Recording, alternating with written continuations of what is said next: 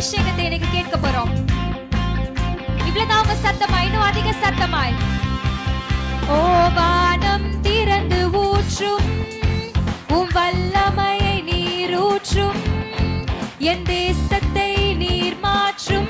ஊற்றுமே, நல்ல கரங்களை தட்டி. ஓ வானம் திறந்து